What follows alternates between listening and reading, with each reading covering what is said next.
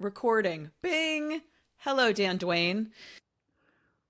Hi, Meredith Arthur. How are you? I'm well. I'm happy to see you. I do you tend to go by Dan or Daniel? I mean, we've known each other so long. I feel like to me, you're always Dan. You know, then let's go with that. Let's go with Dan. Okay. Now, I will tell anyone who's listening to this that Dan is known as Daniel Duane. If you look him up and you read about him, and he has written 6 books, and a book is about to come out in a couple months as well, about many different topics. Surfing and climbing being two of the primary topics. 5 of the books are nonfiction, 2 are fiction. But the reason we are talking right now is Dan has another life. His like third act is that he is now a therapist. He went back to school and became a therapist, and he wrote what I thought was a great piece in the New York Times that originally was titled "Therapy Needs a Therapist," I think, and then I think the title changed to "Therapy Needs to Get Help." Am I right, Dan? Yeah. Yes, you are right. Yeah. That's a regular thing that happens, right? Like titles change a little bit. I I liked guess your so. original title.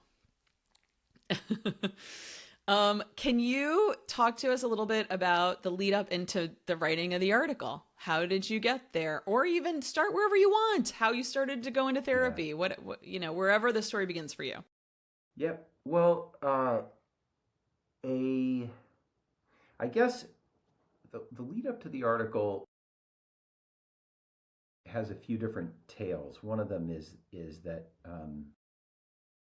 my a number of years ago, when I went, when I was getting a master's degree in psychology to become a therapist, I part of the education to become a therapist is you learn about all these different modalities of therapy, and there's a lot of them, right? So you sort of, you get kind of bombarded. Well, there's this kind of therapy and that kind of therapy and the other kind. There's dialectical behavioral therapy and cognitive behavioral therapy and acceptance and commitment therapy and psychodynamic and psychoanalytic, on and on and on and on and on. And then you also start to get bombarded with marketing for certifications in all these therapies and for endless new ones. And you'll get these emails that say, weekend seminar in mindfulness based cognitive therapy with, the August so and so, PhD, and only so much, only $500 by Zoom. And when you're just moving into the field, it can create this kind of anxiety because you sort of think, oh God, which ones should I master? I should get a bunch of these certifications, and what are the great ones to get, and how many do I need? And I remember somebody once telling me, well, you got to have two, or three or something like that. You just pick 2 or 3, and those are it. And one of them should be this. And then I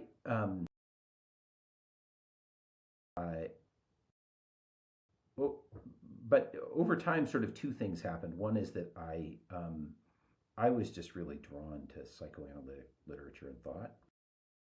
So I just kind of ended up reading a lot of psychoanalytic and literature and thought to educate myself. And then another thing that happened is that I met a wonderful San Francisco therapist named George Silvershatz, who's the president of an organization called the San Francisco Psychotherapy Research Group. And um, I just happened to be chatting with George one day, and he just mentioned research that I had. This was years ago, but he mentioned this research I hadn't heard of. That to the effect that basically that research shows that modality, the differences between different kinds of therapies, let's say, um, is almost meaningless for how well therapy turns out compared to the power of the relationship between the therapist and the client.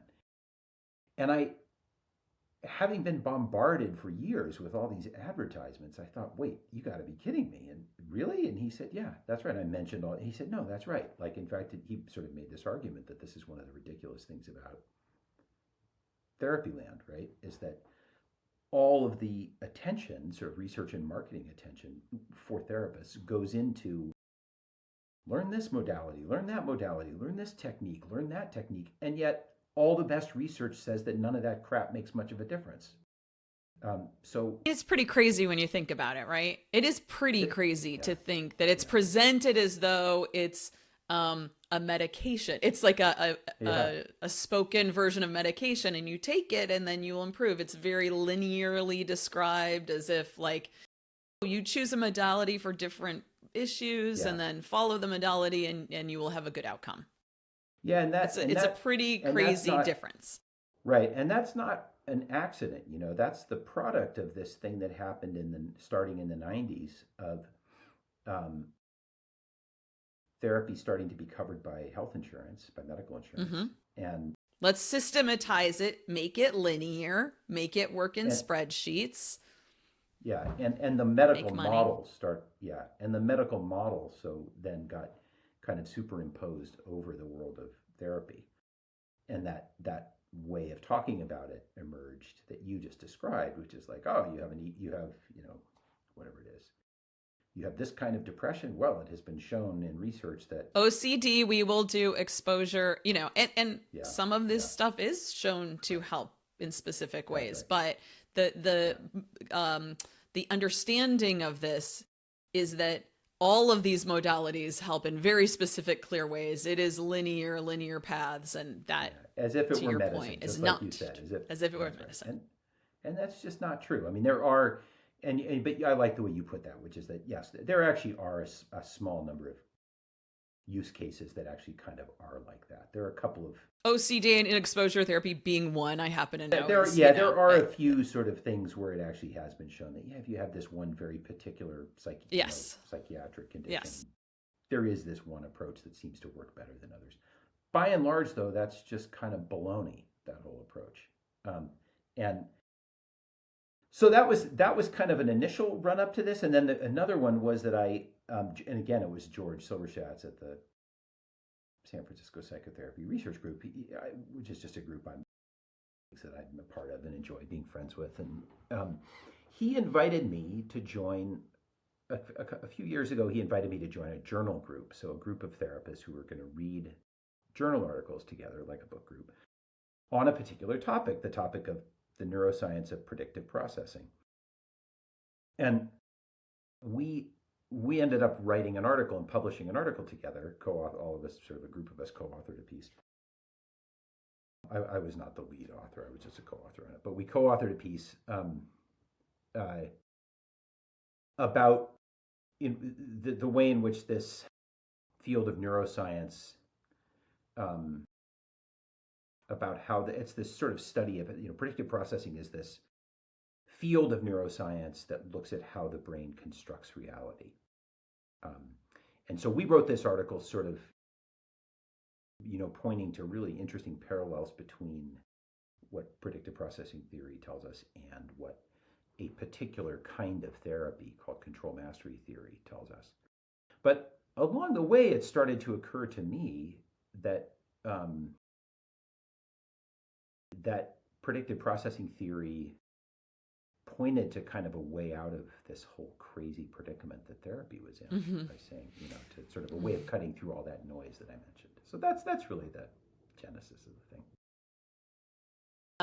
Which I felt completely aligned with as I read, and I think I mentioned to you in an email. And by the way, I haven't said on this, but I feel like on this podcast I should acknowledge that Dan and I have known each other for many, many years because I first got to know him when I made videos, wine videos for a website called Chow and Chow Hound 15 years ago, more, where Dan has so many interests and passions and knowledge. In this case, he was our wine guy at that website. So we go way back, different worlds of media and investigation, exploration, and producing in my case. But when I first wrote you, Dan, I said, I'm very aligned with this piece. I think you just don't even go far enough because predictive processing takes place in the nervous system. It's sort of a it's at the mind body level. You have written a bunch about surfing, you've written about climbing, you've lived this physical world. This is very relevant to you. And I'm curious if you thought of this piece almost as like like laying a groundwork out there that could even be built on maybe in mind body spaces as well. Do you have any thoughts about that? I'll get to them. I just want to sort of confess up front that it's Hmm. not that the mind body piece of this is not one that I thought through as as thoroughly as the Fair enough. element of it that I did in the book. But Yeah. okay, and Yes. also in our own Yes. bodies, right? Have a feel for what's going on in our bodies, and in fact, that's just really not true. Because if you think you can think of the brain. The brain has no direct access to the outside world. It just has, in fact, it doesn't even have any direct access to the rest of the body. It just has incoming nerve signals from the sensory surfaces in your eyes, ears, nose, tongue, skin, etc. Um, and it has incoming nerve signals that bring sensory data from your internal organs, your muscles, tissues. So, when you get pain, nausea, various signals from inside your body. But these are just nerve signals, and the brain has to sort of construct an idea of what's happening in the outside world and even in the rest of the body from from those signals. One of the starting points here is that if the brain had to construct your understanding of the world anew in every instant of life, just based on whatever was coming in from your senses in the moment, um, we'd be in trouble because We'd that never do sensory a thing. because that sensory data is often kind of vague and imperfect. We don't maybe have a great sense of what's going on in our bodies. Maybe we can't see very well down that dark alleyway. Um, Things are happening fast, and so the idea is that our brains have developed a kind of workaround in which they um, generate as a kind of prediction based on past experience a, a guess about what we are going to see in the next instant. And that guess is actually what we see. Um, there's sort of more to it than that, but that's kind of a good beginning point. So um, I guess it feels intuitively right to me to say that the way I'm talking about that is about what's happening in the outside world, right? But this is why I brought up this piece that the brain also has to do something similar with the rest of our bodies. It's getting these nerve signals also from throughout the body and has to be guessing at what those mean, making predictions about what those mean, and then sending signals back out to prime various parts of the body to Hmm. to react to these guesses. So I Hmm. would imagine that the mind body piece kind of grows out of grows from Very there. much so. Yeah, Okay. very Yeah. much so. If we sat and I could talk you through it, but if we both sat, closed our eyes, imagined we were very hot. It was a very hot day, and maybe we were a little thirsty, and we sat down at a table together, and we imagined a lemon, a juicy lemon, and we imagined rolling it, and we cut it in half. And I also just felt it. We could feel ourselves start to salivate. It does not mean Yeah. there's a lemon in front of us. Yeah. Like I literally felt that right Yeah. here, Yeah. right? Yeah. Yeah. So Yeah. that is an example of the two-way path between the mind and the body. So everything you are saying about the mind, and why am I so invested in this? Why am I taking the time in the middle of a work day to try to do a podcast with you and talk to you about this? Because chronic pain is a natural connection into this exact phenomenon that I am showing you in this case, but goes much deeper and bigger in this world of neuroplastic pain, which I've been really digging into for the past couple of years, is in the center of the book that I have coming out too, is this idea that this is a two-way path. So when you say, I'm like thrilled, right? Dan, okay, you've said predictive processing. Great. Thank you. That is a step in the right direction. There is a whole world beyond that direction that is the mind body element and what we do physically. And I actually think you're very well suited to write about that someday. I dream of that because of this climbing, surfing experience, just everything that you have done in Okay. your writing.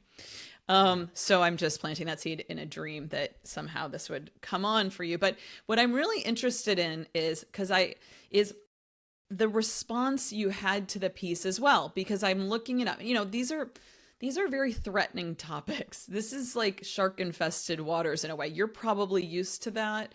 It's always uncomfortable for me to take a point of view that people are going to disagree with. But I'm bolstered by my desire to help people through their chronic pain. That is my motivation for talking about things that are uncomfortable. So, but what about you? Like, how did it feel to have that piece come out, and how did people respond? And I'm positive. I was glad, but how did Yeah. that go? The response was really overwhelmingly positive. There were a few hundred Good. comments on that. Yeah, there were like 300 plus comments on the article before they shut down comments on the Times. Okay. And I got tons of emails, and they were just overwhelmingly positive. And they were Good. and kind of to my surprise, they came mostly from other therapists.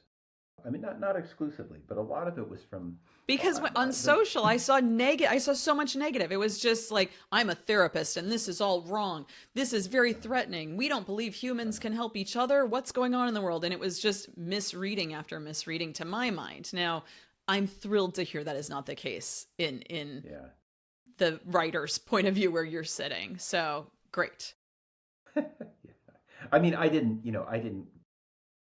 go looking for people on Good. social media Smart. bashing me or beating me. Smart. I don't really need that, but that's not what came my way. Smart. And it's not really Good. not really what happened on the Times comment site. Yeah. Good. Great. Did you feel like you were stepping into the fray when you were talking about it? Or were you just like, I am a writer and I follow my research and I follow my curiosity? Yeah, it's a little bit of both. I mean, I guess I'd say it's mostly the latter. I was a journalist for 20 years before I was a therapist, and and that's what a journalist does.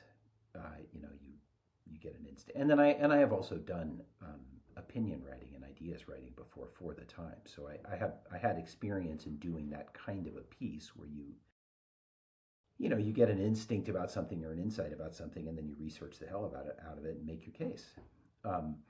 And so I was quite primed as a writer and journalist to make that kind of move, to take to really know when I feel confident about something and take a stand on it. And then I think probably another piece of it is that I wasn't, because I came to being a therapist, not later in life. I didn't. I wasn't sort of. I didn't form my own adult professional identity, my own sense of self as a human being, in one or another school of therapy.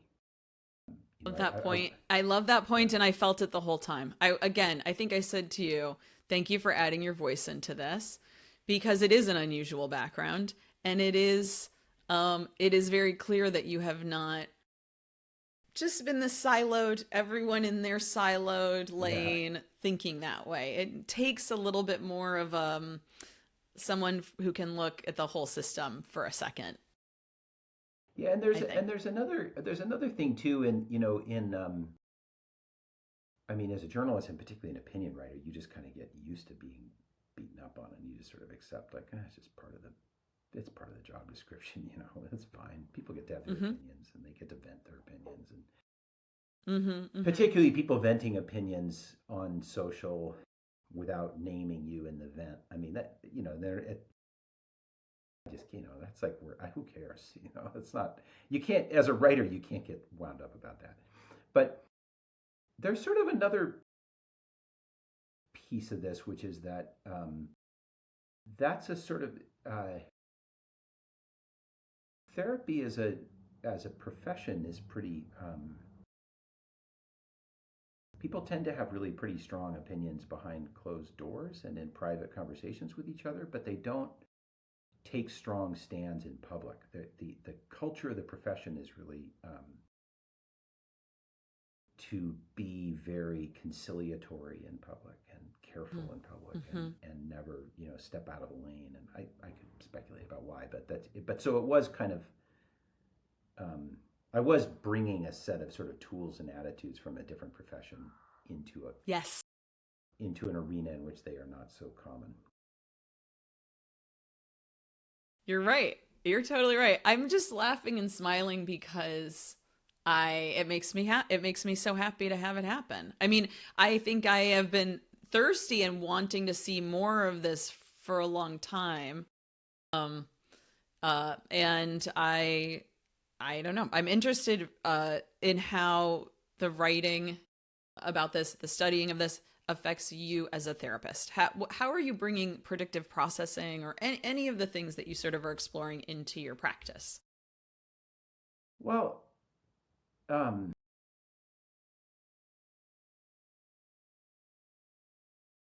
I guess maybe there's maybe one way into this is that um,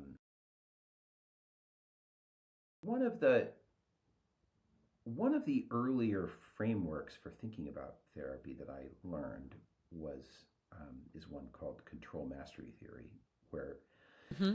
You mentioned it earlier. yep, and that's an integrative approach to psychotherapy that was developed in San Francisco in the 80s and 90s, um, and there still is a strong group of practitioners here who work through that framework. And so that was one of the first frameworks I really learned, and it's the sort of core premise of it is that people uh, acquire beliefs about the world and themselves and other people in childhood that are often quite adaptive to the world of childhood. So let's say I can't rely on anybody, or um, it's a really bad idea to share unpleasant emotions with other people. I should keep them to myself. Um, or I shouldn't get too close to people because they'll leave me. Those are examples of, okay. So we often, the idea in control mastery theory is that we develop beliefs like this that help us cope with the world of our childhood. I'll give you a really classic example that actually comes from psychoanalytic thought. Uh, this is not original to control mastery theory, but it's a good example of it. Is that um, there's an idea in psychoanalytic thought that if a child, let's say as a child you have a really deeply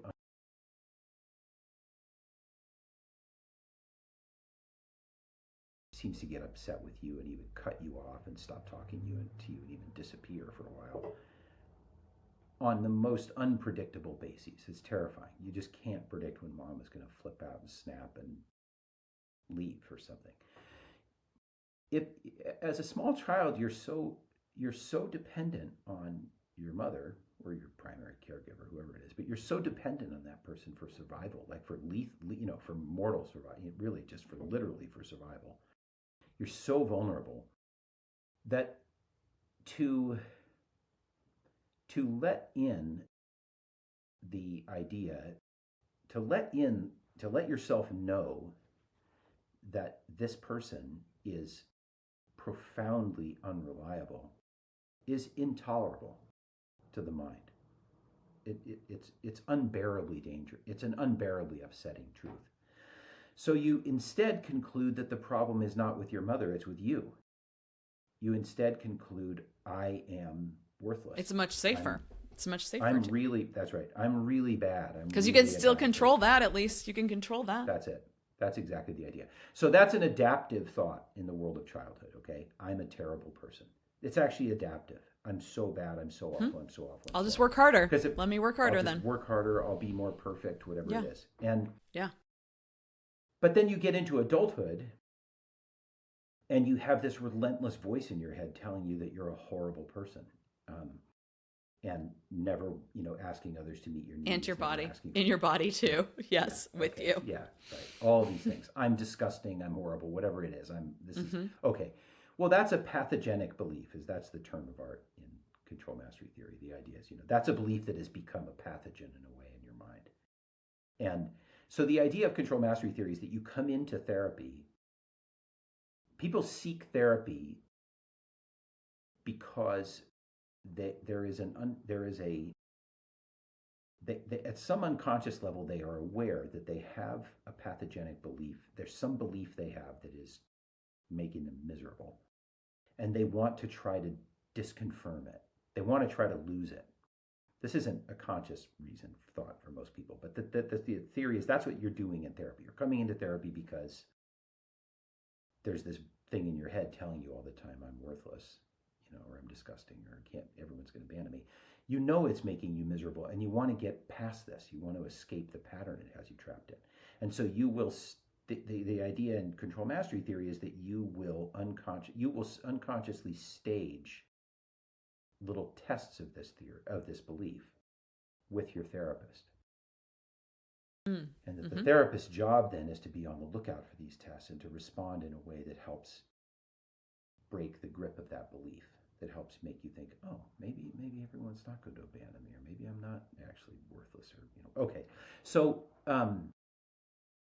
when I first started learning about predictive processing, initially I was just thinking, oh wow, that maps so well across control mastery theory. It just is,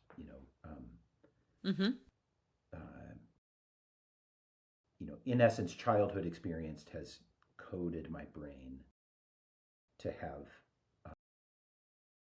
these very particular expectations of the world, other people, myself. My brain's generative model of reality uses those expectations to actually decide what it is that I'm seeing. So if I have the pathogenic belief others are going to abandon me, I will literally see in the faces of other people absolutely their determination to abandon me. I will actually see it because that's how my brain will construct the look on their face. Anyway, okay, so learning about predictive processing got, sort of helped me start to think about control mastery theory in that way. But then it also, I as I became more and more interested in psychoanalytic thought, it also helped me organize my thinking around the strains of psychoanalytic thought most appealing. I could say more about that, but that's sort of, and I guess I would say with clients, when I'm with a client, I'm really just with a client. I'm just with a human being, and we're just being together and sharing an experience in the room. I'm not running secret operations in the room. I'm just kind of being with a person. But I guess it does inform my overall sense of what we're up to. Makes sense. I don't know if that's a great answer to your question. No, it makes sense. I mean, Yeah.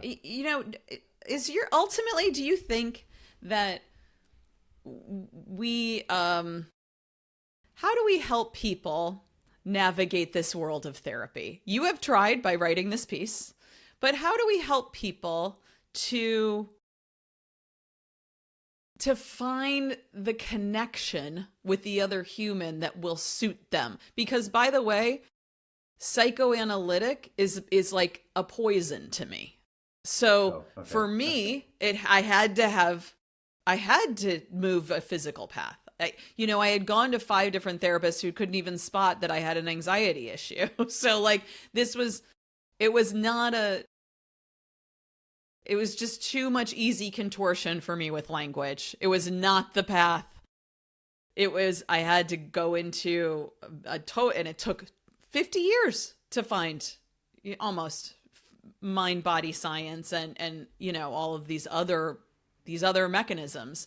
But I'm just curious, so because of this specific story of just one, n equals 1, I'm just wondering, how do people find their way that it doesn't take 50 years into the paths that can help them? What do you think?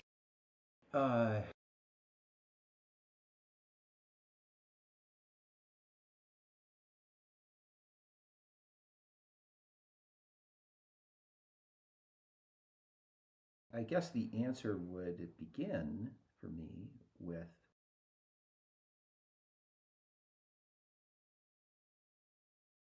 I mean the most important I still believe that the most important piece of therapy is the relationship itself.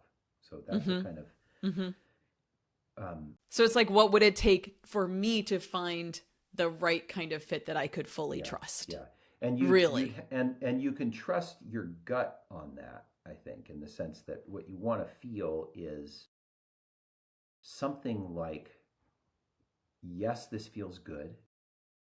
Yeah. Yes, I have confidence that this person can help me. I Yeah. trust this That's a great point. person. I feel safe with this person.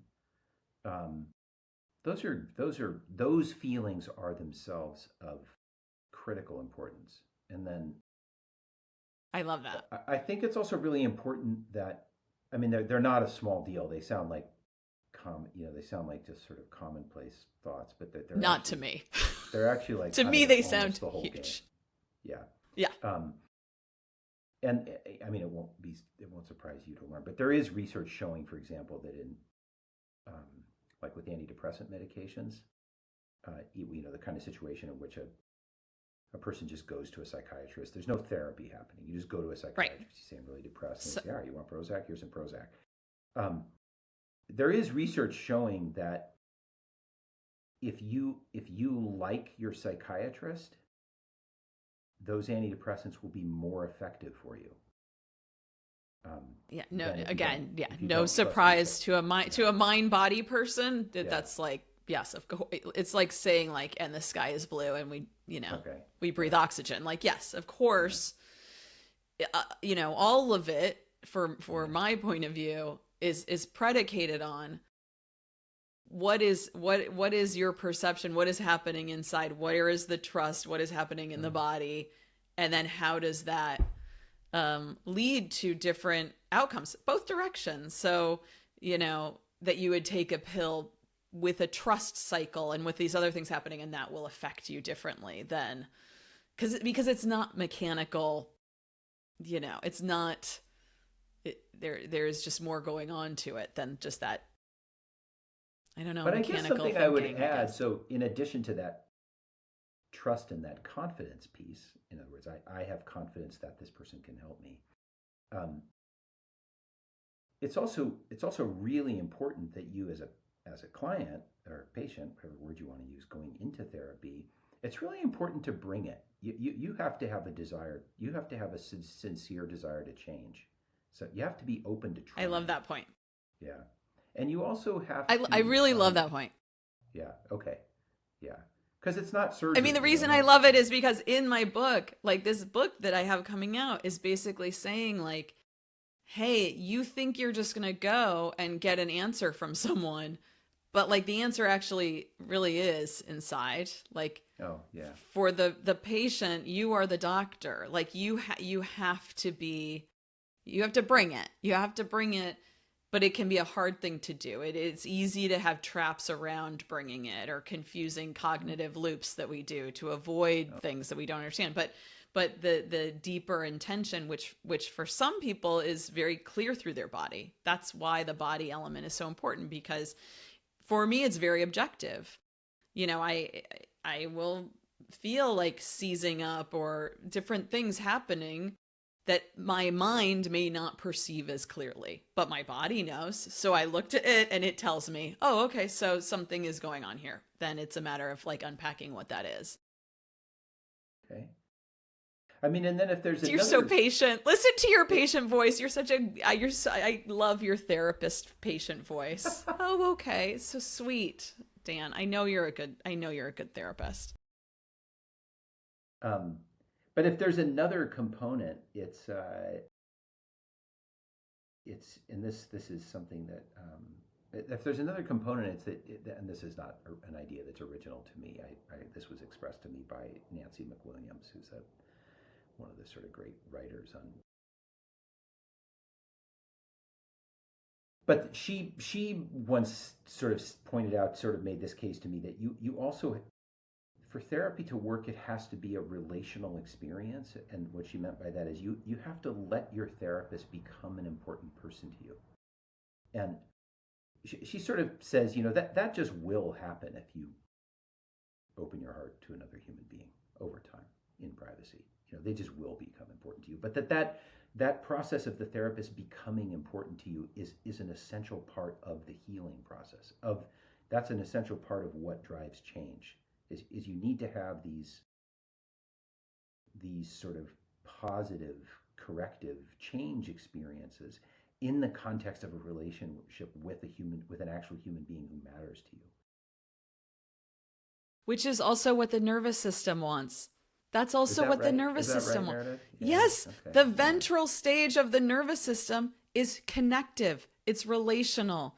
That's when you're in a dorsal, when you're in a freeze state, when you're stuck, that's the nervous system unable to connect with others. That's the basic nervous system thinking is complete. All of these things to me are just different ways of saying the same things. I'm like, well, it's the same thing. Right? We just say it in different language. Cool. We say it over here. It's just different language, which to me is great because it says, hey, if you're someone who resonates more with this physical kind of language, let's talk neuroscience and the nervous system. If you're someone who, relates more to cognitive, then we can go over here and talk about language this way. But a lot of the themes underlying, and that's what fascinates me so much, are often similar. Which I find fascinating. Now, tell me this. What do you want people to know? Anyone who's listening to this, is there any sort of like goal you had in writing or that you may have in future writing about this topic? Like, are you just like, I just want to help people understand this? Or how do you think about it? Or is it just, I'm a journalist, so I go to where something's interesting? Just curious about that. I think it's no, there was something I wanted to communicate, which was, partly there was something I wanted to communicate to other therapists, right? Which is to say, can we please cut the crap, as it were? Can we please stop this lunacy of branding another new therapeutic modality with a 3 or 4 letter acronym every other week, as if that's somehow contributing anything to anything? And can we please focus on the beautiful fundamentals of how this works? But then it was also wanting to communicate maybe to the reader that the beautiful fundamentals are known. They're not, and the point of bringing up predictive processing, the neuroscience of predictive processing, wasn't to say, oh my God, suddenly there's this complete revolutionary insight. All therapy will now change. That's not really what I'm trying to say. What I'm trying to say is, for over 100 years, there's been a really consistent and deepening understanding of what good therapy really is and feels like, and what matters at the heart of it, despite all the kooky noise in the profession and the marketing and the hustling and all this baloney. And the neuroscience of predictive processing is more, what's exciting about that to me is just that it's empirical brain science starting to confirm what the really sort of deep heart of therapy was always all about. So that's Agree. That's so beautiful. I think that's a great place to end, unless you have anything else to share, No. Other writing, anything else you're thinking about or curious about these days. Okay. Well, Dan, thank you so much for spending this time with me to talk about the article, and just to talk a little bit about yourself as a therapist these days. I really loved it. All right. Right on, Meredith. It's great to talk to you. Okay, take care. Bye-bye. Take care.